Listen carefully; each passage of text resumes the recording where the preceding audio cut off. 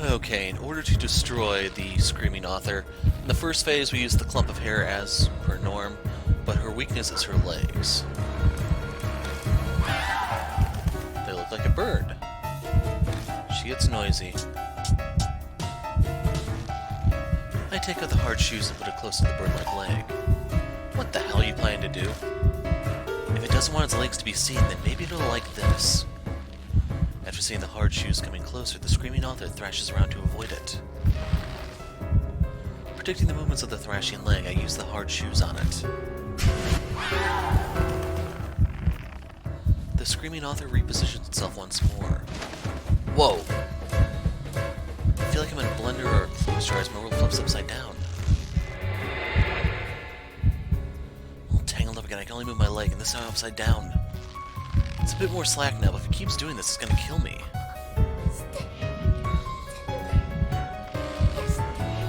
Burn it. Burn all of it. What's it saying? What's wrong? If you don't pay attention, you're going to get slipped over again. I know, let's do this.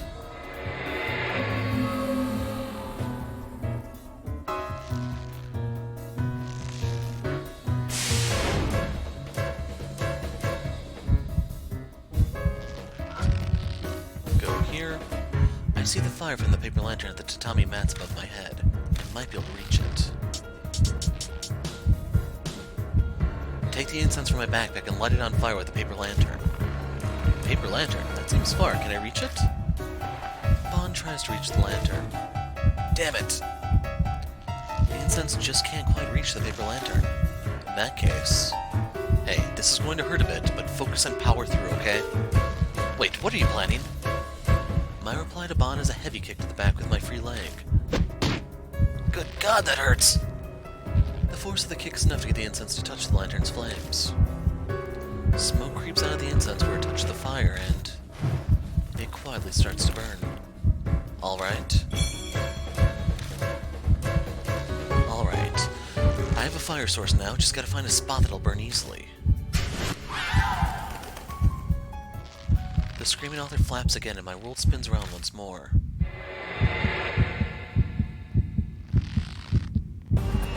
I'm basically now face to face with it, which makes it seem intentional. Whoa. Bond is rendered speechless. Hurry, hurry. The Screaming Author sounds like it's trying to tell us something. Damn it, I'm all wrapped up again. Hold on, I'll end this.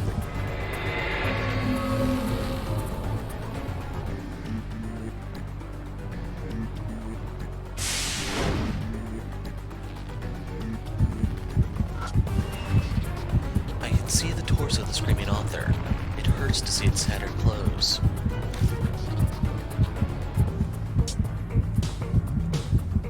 Bond, pass me that incense. Like it's that simple. Bond moves around, though bound, and tries to hand me the lit incense, but... We try a bunch of times, but I still can't get it. It's no use, I can't reach you. Guess we have no choice. Throw it to me.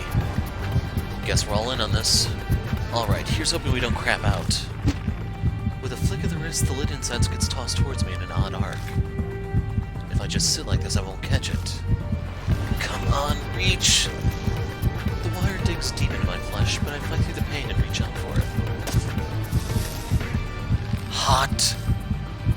The incense scorches my fingertips, but I manage to grab hold of it. Nice catch, now finish it. This'll do it. I stretch my arm out as far as I can and press the lit incense onto the Screaming Author. Hey, what's happening? Just hold on, I'll... The Screaming Author stares at us quietly, but... Then it shakes its head slightly and takes a deep breath to scream once again. But just at that moment, its clothes catch fire and the flames engulf them.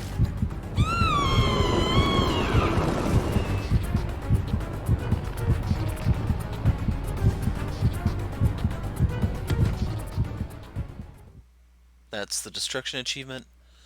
Inside the flames, the Screaming Author thrashes its legs in agony and then falls to ashes on top of the tatami mat.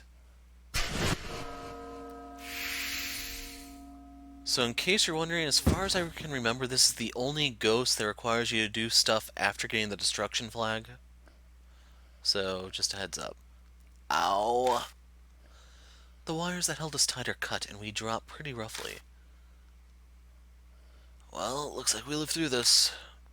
Yeah, somehow.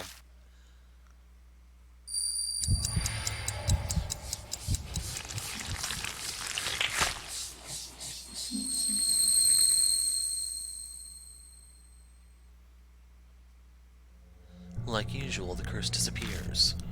But wondering how much wink wink, this is going to keep happening makes me depressed. I look at the floor where the screaming author fell to the ground, but it had disappeared. Now there's just a pool of blood in its place. If you use your powers, you should be able to get some information about your sister, right? Come on, hurry up and try it. Yeah. Getting closer to the pool of blood, I slowly press my fingertip against it.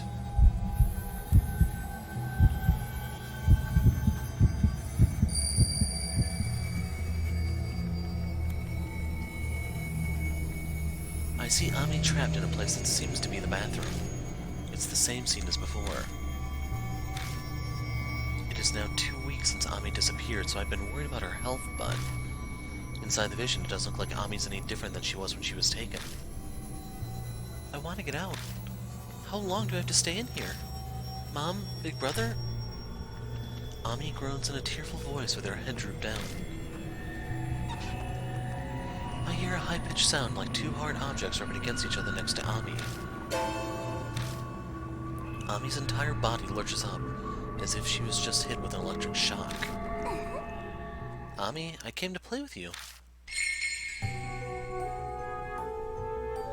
Kakuya appears and gently pets Ami's head. At the same time, a doll arm under her sleeve tightly grips Ami's body, almost as if it was intended to be seen by anyone watching this vision. Ami, have you gotten used to Kakurio? Ami seems to be refusing to raise her head to answer Kakuya's question. Kakurio is a different world. You used to live in Utsushio. Here you won't get hungry or get old. You'll just keep on playing with Kakuya right here, until Kakuya gets bored. If you get bored, will you take me back? No, I won't. I'll break you. Kakuya doesn't like chatting, because you reveal secrets. Huh? What did I tell? Who did I tell? Kakuya must be upset about me saying something about NG, but Ami wouldn't know that I know, because she doesn't know that I'm watching her like this. But you can relax. I won't break you, until I get bored. Ami, what do you want to play today? Tag? Hide and seek? Word games? House? Or...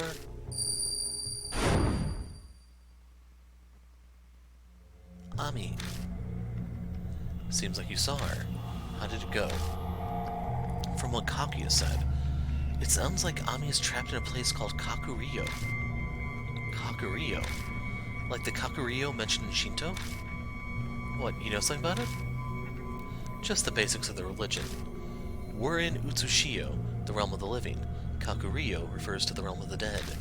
I'm not entirely sure the Kakurio that Kakuya is talking about is the same thing.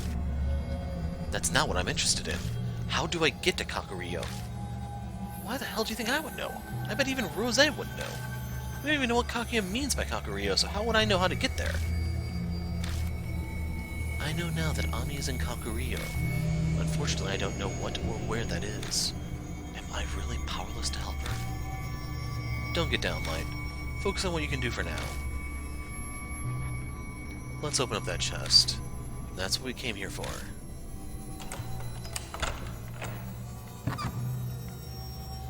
I put the key in the lock and lift the lid of the chest. I saw a small, oddly shaped doll in a thick envelope. What? I feel compelled to scoop up the doll.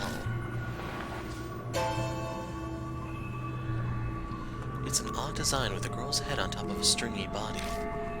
The face has a familiar hairstyle and hair color. It does a very good job of looking like Kakuya. Why is a doll with Kakuya's face here? Kaguya? Seriously? Why would this be in the Miroku residence? Don't ask me. How the hell should I know? The talk of dolls reminds me of the dolls with the girl's spirits in them that we found. I wonder if there's some sort of bloody source related to this doll, too. I couldn't help but think this doll is important, so I shoved it into my pocket. What about the envelope? I opened the envelope at Bond's request. It contains scratch paper with detailed descriptions of things and some photos of girls. It's a memo left behind by Yakumo Miroku. It looks like he wrote about the girls he killed. But even with this, we still can't figure out why Miroku did such a horrible thing. And these photos are... In the photos, I see a girl dancing on the stage wearing a white ballet outfit. This is from a ballet recital. That's right, the victim went missing when she was coming home from ballet practice. She was... I recall the appearance of the screaming author. Turned into... that? What the screaming author actually didn't want us to see. It was probably... Maybe that's why she attacked us here. She was probably afraid that we'd compare her to the photos of her old self that were in here. We leave the burnt-smelling attic, all of us full of dreary feelings. Well, you two certainly took quite a long time. I'd like to be filled in immediately, but the patrols are just about to start. We should leave here immediately. Let's meet at the Black Rabbit. I'll tell you what happened at the bar. Yeah, alright. I could use a bit of memory eraser after all the crap we just went through. I parked with the other two and head to the station. Because I run to the train, I managed to reach Kisoji Station earlier than they do.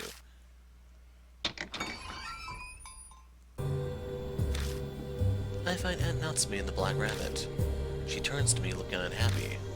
Something's off. She's not her usual friendly self. Perfect timing. I was about to call you. What's up? A detective was just here. A lady named Ue. You know her, right? Ue. Yeah, I remember her. The tall lady, right? Miss Ue is helping me with Ami's case. She's told me a lot. Like that you've been out late at night recently. I guess that lady detective went and ran her mouth to announce me. Is this her way of trying to pressure me because I was being uncooperative with her? You're doing something dangerous, aren't you? I can tell from those scratches on your arms. I look down at my arms and realize that I've got a number of scratches on them. I must have gotten them when I was being swung around by the screaming author. You're doing this for Ami, aren't you? You're looking for some girl in a kimono, right? Miss Ue told me what you said when you talked to the police. After Ami suddenly vanished from the bathroom, you met a girl in a kimono. And that girl said she kidnapped Ami, right? Yeah, that's right. So, it's just like Miss Ue said. The other police I talked to didn't tell me anything about that. Probably because it sounds so absurd. But why didn't you tell me yourself? Isn't it obvious? I didn't think you'd believe me either. Yeah, I probably wouldn't have taken you seriously. But I haven't learned anything these past 2 weeks. At this point, your story about her being spirited away is my best lead. Hiro, you'll tell me, right? She looks at me with a burning determination. The desperation of a mother who's lost her child. The persistence to find that child. I can't keep hiding it from her. Okay, I'll tell you everything. Give me a few minutes. I've got some people who are helping me. If they help me explain it, it'll make everything a bit easier to believe. Eventually, Bon and Rosa arrive at the bar. After formally introducing Aunt Natsume to them, we start to talk about everything that's happened. We tell her about Kaguya, our investigations, spirits, and Kaguya's game. When I wasn't sure how I should explain something, Bon and Rosa help me out. Aunt Natsume listens quietly until the very end, never interrupting. So that's what happened. She seems shocked. That's not unexpected. I've actually faced a number of spirits now, and I still wonder if it's all just some nightmare. I understand if you don't believe our story, but every bit of it is true. Your daughter was kidnapped by this Kaguya doll. We in Light are pursuing it. I don't want you to get your hopes up for no reason, but at least your daughter's still alive. According to Light, people don't get hungry in the realm of the dead. Realm of the dead? Kakuryo. She repeats those words to herself quietly. Natsume, if there's anything at all that makes a connection for you, let us know. We need all the information we can get. Right. I don't remember it very well, but I think Miroku once wrote a story about the realm of the dead. Oh, Yakumo Miroku again, huh? This guy seems to have quite a few connections to Kaguya. Could it all be mere coincidence? How fascinating. When I hear Miroku's name, I remember all the disgusting and grotesque things I saw tonight. The corpse with the girl's arms sewed onto it. That was what became of Yakumo Miroku, the children's author who murdered little girls. His acts of insanity and the girl's screams are all recorded on those tapes. Wait. Hey, Aunt Natsume, I want to ask you something. Was Miroku a pedophile? What? Her eyes go wide at the unexpected question, but I press her again. Was Miroku a piece of crap who got off on tormenting kids? From what I know of him, he didn't have any hobbies like that. I never heard Satomi mention it either, and she was obsessed with him. Huh. I'm sure he hid his guilty pleasure so that no one else would find out. But the way Miroku sounded on that tape still bothers me. I can't believe someone who spoke so calmly could be doing something so depraved. Hey, Light, what's bothering you? You can't explain what we saw there without concluding the guy was insane. Yeah, I know, but something's bugging me. It's on the tip of my tongue, but I just can't figure out how to put it into words. Anyway, I've got a request for you, Miss Manager. Could you look into that book of Miroku's that references the realm of the dead? Just in case, you know. Yes, I'll do my best. Bon, Rosa, I'm putting Ami's fate in your hands. Aunt Natsume shudders and breaks down into tears. I'm not cut out for this gloomy stuff. Look, we'll find your daughter, alright? In exchange, stock up on decent booze for us. Bourbon's older than 10, that'll be fine by me. Hiro, I'm so sorry. I'm putting you in danger. But there's nobody else I can turn to now. Please, save Ami. The next thing I know, it's already past midnight. We say goodbye to Aunt Natsume and leave the bar.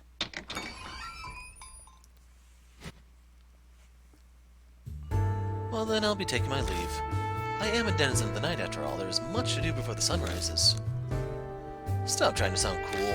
We all know you're probably just gonna wander around drinking until the break of dawn. Light, let me know if Kaguya contacts you again. I'll be there in a flash if you need me. Rosa disappears in the direction of the taxi stand. We're finally free of that woman. I can't handle selfish, inconsiderate women like her. You two actually seem pretty similar in that category to me, old man. Same to you, twerp. Anyway, come with me. I'd rather just get some sleep. Quit griping. I'm pulling rank and telling you to come out, so shut up and follow me. What are you, a drill sergeant? Where are you dragging me? If it's pachinko or mahjong, I'm going home. Where? Well, to the Miroku residence. I go back to the Miroku residence with Bon. On the way, I ask Bon repeatedly why we're going there. But all I get is some lame reply like, just to take care of some business. I guess I'll see you when we get there for myself. Why do we gotta do this now? Unlike kids, adults don't get anything like a summer break. I'm busy during the day, so I gotta fit this stuff in whenever I can. But you get national holidays and stuff, right? Yeah, but that's horse racing season. It's not a vacation for me. I really shouldn't have asked. I just wasted my time. That's what you get for playing detective. Come on, let's get a move on.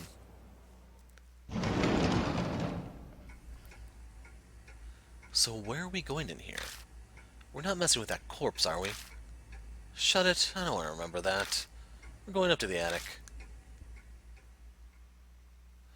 We pass through the hidden hallway and climb up the old rickety wooden ladder.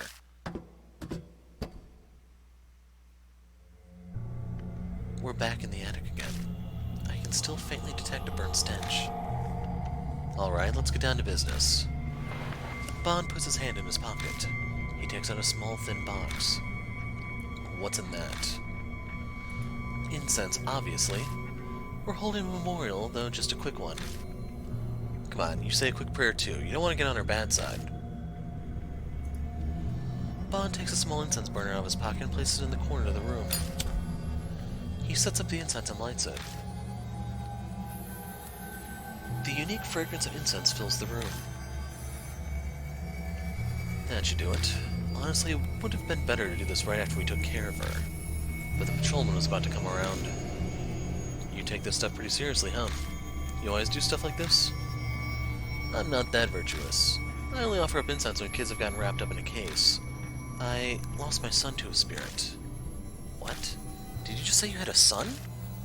What's that look for? Is it honestly so strange that I have a wife and kid? Well, they're both ancient history to me now anyway. It wasn't Kaguya that did it, was it? No, it wasn't.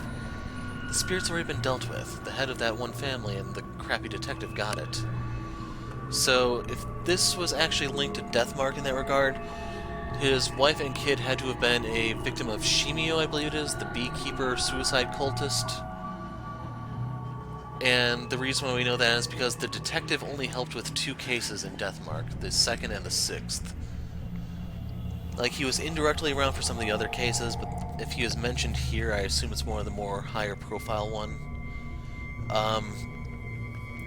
Crud, what's the one boy's name? The flower boy.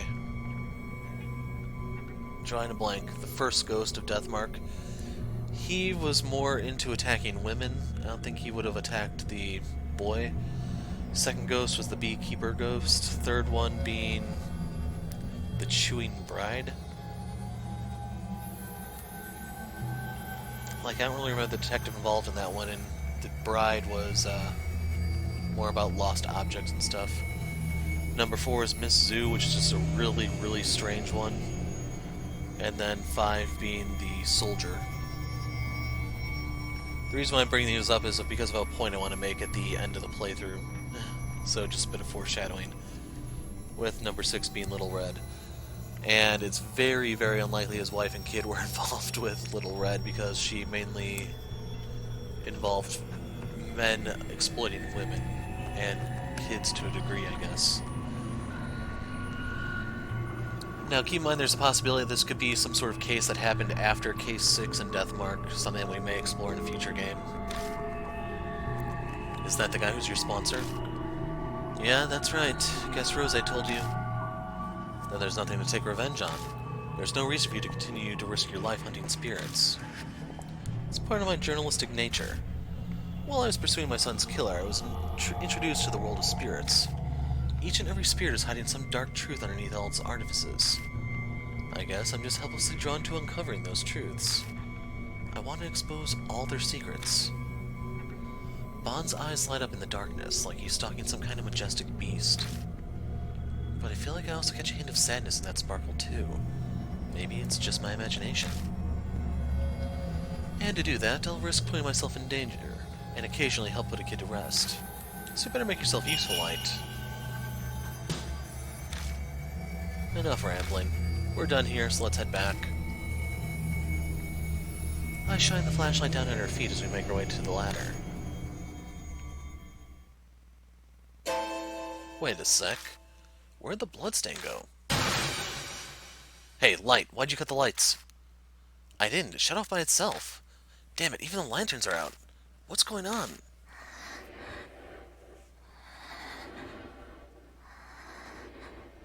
Do you hear something? Is something in there?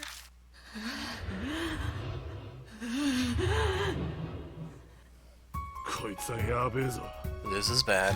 Come on, make a break for it. Bond and I start to dash toward the ladder, but our legs won't move, like they're frozen. This can't be happening. Damn it!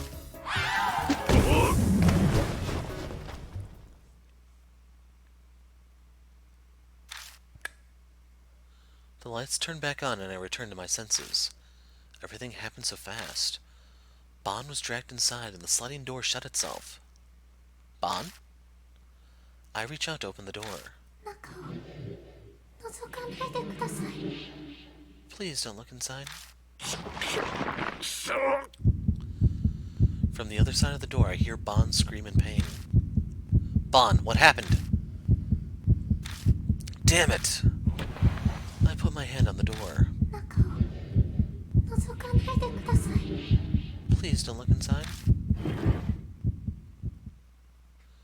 Ignoring the quiet voice, I fling it open.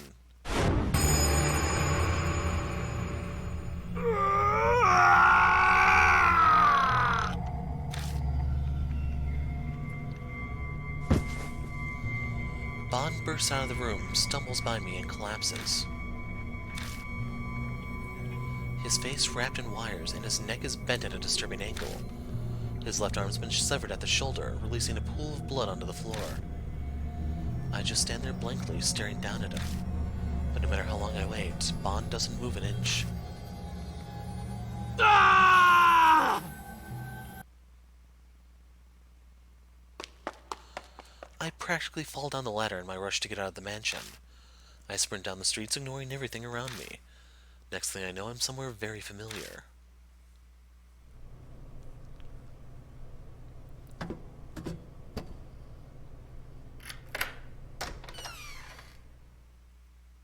I can't take this anymore. Screaming author is gone. How much longer must I fight spirits? Miroku was dead, found corpse. Who was Yakumo Miroku? Just some lunatic? Why'd he do all that? Role? Makes no sense. Realm of the dead. That's where Ami is.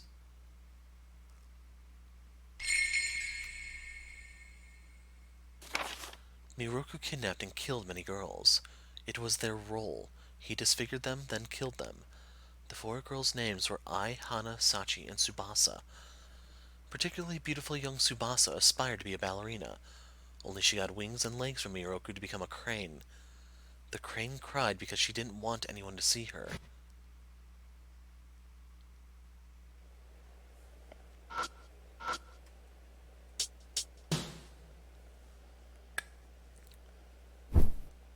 It would be kind of cool if the ghosts of the people who you lost would be like haunting you during these scenes, but missed opportunity. Collapsed down the bed, I shut my eyes. Unsurprisingly, nothing's helped me get to sleep. My eyes are shut tight, but Bond's death plays on constant repeat in my mind. He knew what he was up against when he offered to help. But there's no way he saw that coming. I can't even imagine how it felt. I don't get a wink of sleep that night.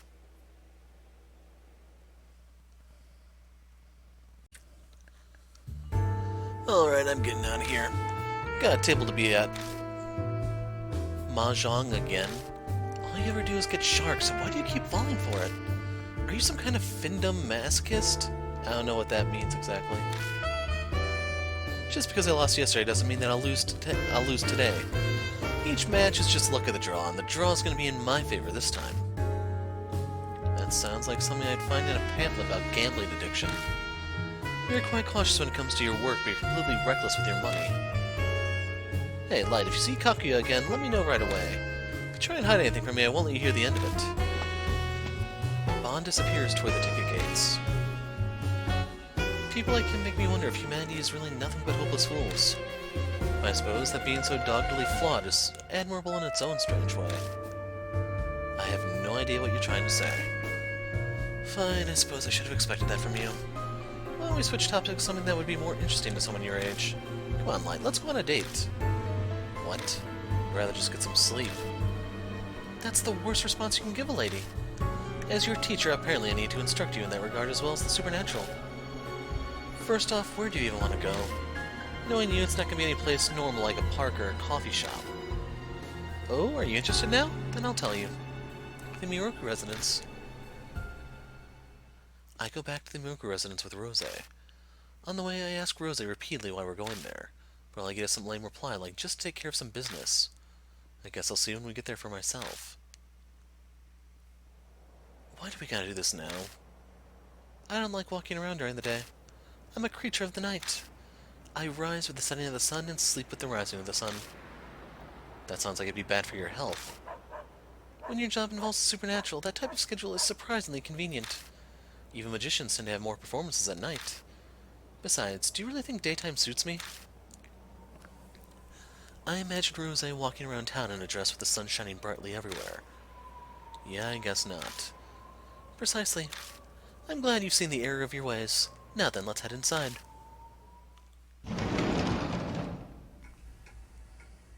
So where are we going in here? We're not messing with that corpse, are we? That is certainly an object of interest, but our business is in the attic. We pass through the hidden hallway and climb up the old rickety wooden ladder.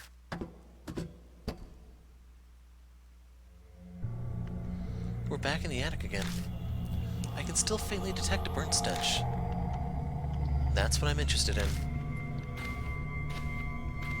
Rosa says walking up to the mirror. For a while, she runs her finger across it and tries rubbing it, but then she comes straight back to me. Guess I got my hopes up for nothing. I thought that mirror was a sacred object. What's that? Think of it as a special item that holds hidden spiritual powers. I collect such objects. That was actually why I had my eye on the Miroku residence in the first place, but... So that's why you asked Bond to investigate Miroku? Yeah, pretty much. I heard the Miroku family had something like that, and it fits since they're such an old family. Sadly, that mirror is just an antique. It looks like it used to have spiritual power, but for some reason it's lost it now. I guess there was no point in dragging you out here to carry it. You brought me here just to be your delivery boy? Anyway, we're done with this moldy place. Let's get out of here, Light. I shine the flashlight down at her feet as we make our way to the ladder. Wait, the bloodstain is gone. Hey, Light, what possessed you to turn off the light? I didn't, it shut off by itself. Damn it, even the lanterns are out. What's going on?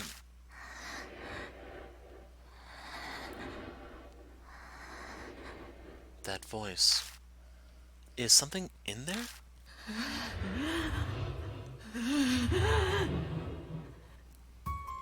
This is not good. Light, run! Rosa and I start to dash toward the ladder, but our legs won't move, like they're frozen. What?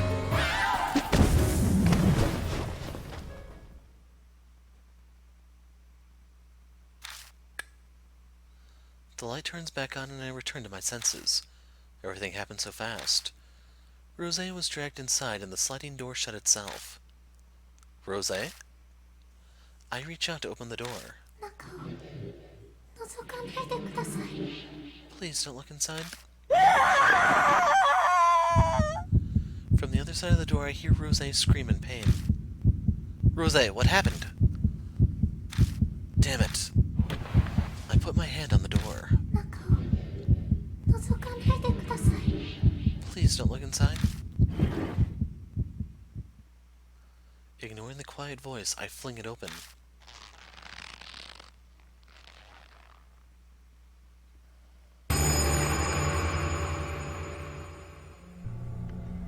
There are wires stretching from everywhere.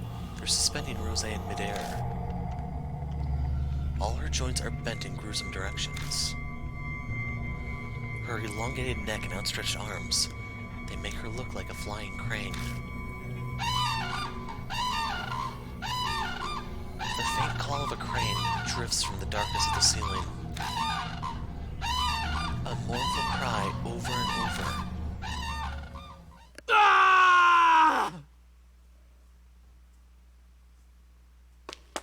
I practically fall down the ladder in my rush to get out of the mansion. I sprint down the streets, ignoring everything around me. Next thing I know, I'm somewhere very familiar.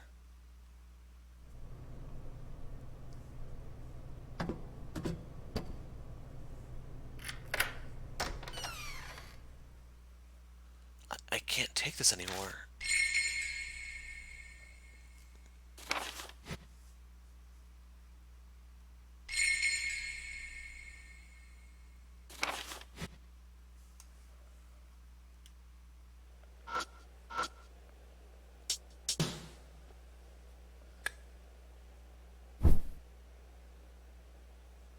Collapsed down in the bed, I shut my eyes.